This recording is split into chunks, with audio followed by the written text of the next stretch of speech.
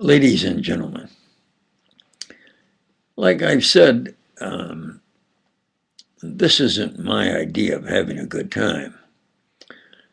I have been forced to push these expose videos because no matter what I've tried and who I've conferred with and etc., I can't get what the honors and compensation that is really mine by our Constitution.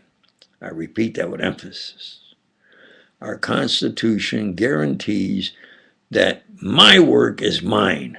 My Xerox is my original work. So many years have passed by, they say, well, how could it be? But that's the truth. Look at, well, I'll get right to the point. Fast forward, light-diffusion of electromagnetic radiation. I did the original work of laser science, absolutely. Take a polygraph, lie detector test, and he entered his desk anytime. You have to understand, well, yeah, years have gone by, but let's look at the years that have gone by with Einstein. He put forward in 1903, Olinto de Preto put forward E equals MC squared. He also put it in the Veneto Royal Science Academy in 1904. Einstein worked with Michael Basso. Michael Basso's father is Olinto de Preto. Uncle is Michael Basso's father. He works at technical work, and Olinto de Preto's brother worked for Mr. Basso. Do you understand? They all knew each other, real close, discussed science in 1903, 1904. Einstein, in order to get a position, put the papers forward without any references, like it's his original work. Politely, I would say that's representing someone else's work and ideas. But it's actually plagiarism. But because of the E equals MC squared, now a professor, Umberto Bartosi, has absolutely proven that Einstein stole Olinto de Preto's E equals MC squared.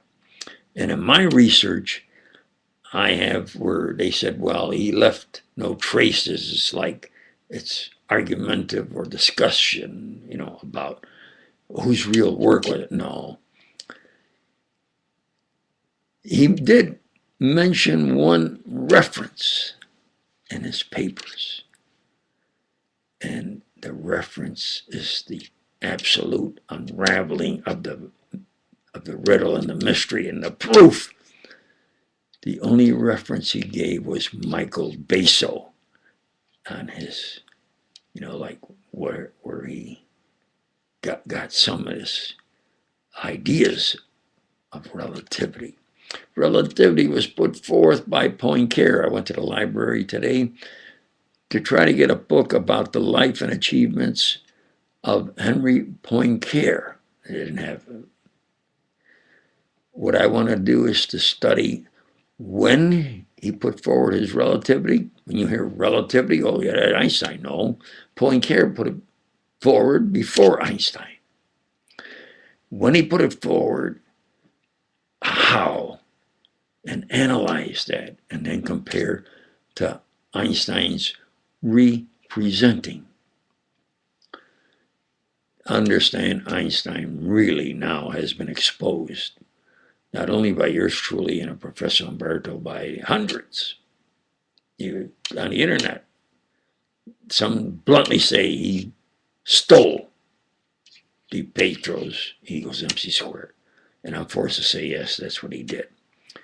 Now, what I object to Einstein is that, well, I have to re-mention that when I conferred with him, I didn't confer with him to ask his opinion. I conferred with him as a friend to let him know what the future of theoretical mathematics would be. That's honestly the main reason I conferred with him. To get he and I to work together to get out of the clutch that Hoover had over my brother and I, that Hoover was a criminally insane, injurious, murderous fellow. He experimented on people. And he experimented on my brother and I, and used even German scientists from Germany like twins. Hoover was a despicable liar, immoral, grand theft artist, especially of my science and inventions. Injurious, murderer, assassin, cover-up artist. Kennedy, he was the power behind Kennedy being murdered. And then he said, well, by his official ruling, it was by this magic bullet. And then for Bobby Kennedy, I'd take a polygraph, Lottie took the test, and I entered his desk. I was there that night, and I tried to get Bobby to do as I had mentioned not once, twice. I was willing, they had to get me, Hoover had to get me before you get Bobby. But he turned around and walked away. But I told him again, you got to stick to the safe itinerary. Bobby, let somebody talk into going through the kitchen. What happens in the kitchen? You cut down. These are the true facts. Now, as far as Einstein, he has combined space and time. Oh, everybody today says space-time, and it makes you sound like, boy, wow, you know what it is, and you're happened, and that's the end kind of term, space-time. Well, what is space? I have my definition. Space is the distance between 2 points. That's line space, a real line. And that's 1D. And with 3 points, it's the space of a plane. And then you have area, that's 2D. And 3 points were at 90 degrees from each other. You have then the 3 axes of X, Y, and Z perpendicular to each other. You take 3 equal axes, 3 radii, you rotate them, and you get a volume. If it's solid, it's mass. You increase that mass to the size of the Earth, and you have mass has gravity. Understand that. You get gravity from attraction of mass, property of mass. It's not some valley in space that something falls along this valley. Einstein said you had to think irrationally in order to get the answers to our complex universe. You think about that. If you're rational, you want to get a rational answer that will be valid and remain valid, not some temporary sort of wave a wand of terms and you mix them and change them. And you see, that's space. Space is distance. Time, now I have to refer to my notes a little bit, but you see, I haven't delved into science continuously for a while. I've been emphasizing the discipline of theology, man's greatest challenge, in my opinion. How did we get here? Why are we here? What best to do? Now, for time, that's a duration. The classical is the 360 degrees of rotation of the Earth, 24 hours, 60 minutes, 60 seconds. Now, and then you have, there was the rubidium frequency standard, and I worked on the rubidium frequency standard. Right now, I can't tell you the billions of, in the scintillator counter, I was, like 9 billion something in the hyperfine lines. But they have been sort of from the cesium, and it's even a little more accurate. Fine. What is they saying? It's a duration between what occurs in the radiation, starting from the ground state of an atom. Yeah, they use a reference point. It's a duration. Now, you can say that from A to B in space takes a second, because we work now with, especially with computers, we work with microsecond, a millionth, and nanosecond, a billionth of a second. But there still is, in that billion count, in that hyperfine count, there still is a duration in that, within the increments to get to the billion counts. You understand? As fine as you can get or as large as you can get, it's a duration. But space is distance.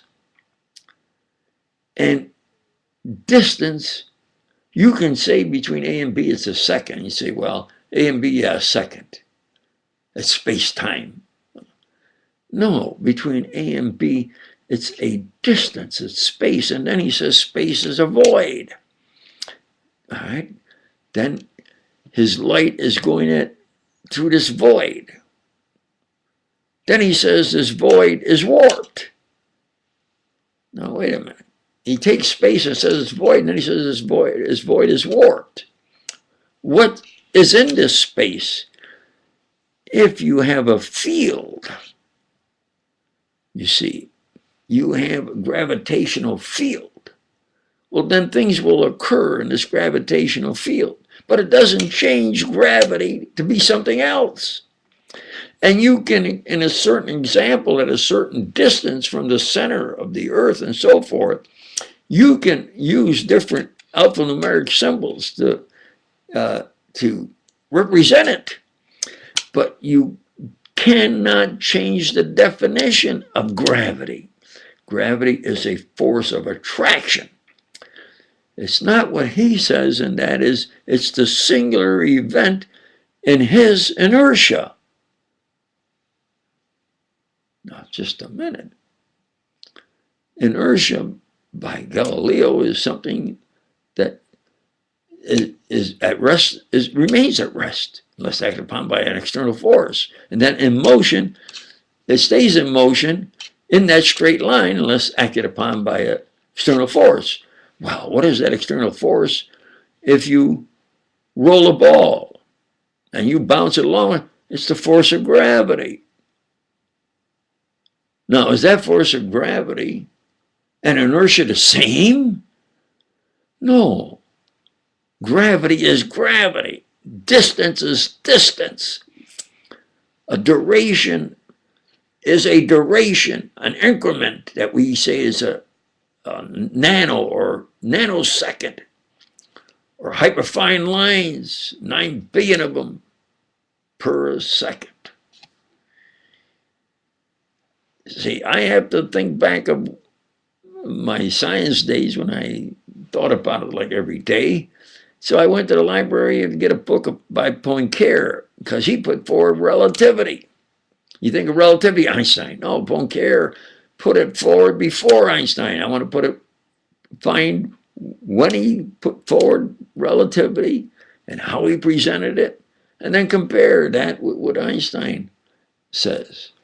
But for sure, a rational man must think rationally and not change definitions of what something is.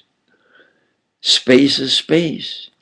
It's a duration. Time is time. Space is a distance. Time is a duration. Gravity is a force of attraction. Inertia is by the law of Galileo. And they say, well, Newton's law. No, it's Galileo's law. He's defined inertia. And if you bounce a ball, it'll continue in that straight line unless acted upon by an external force. The external force is that of mass, that property of gravitation. Now, I'll get Poincare's work and read it and study it. And each day I'll continue with my demand for my constitutional rights. All who can help, I say, of course, thank you.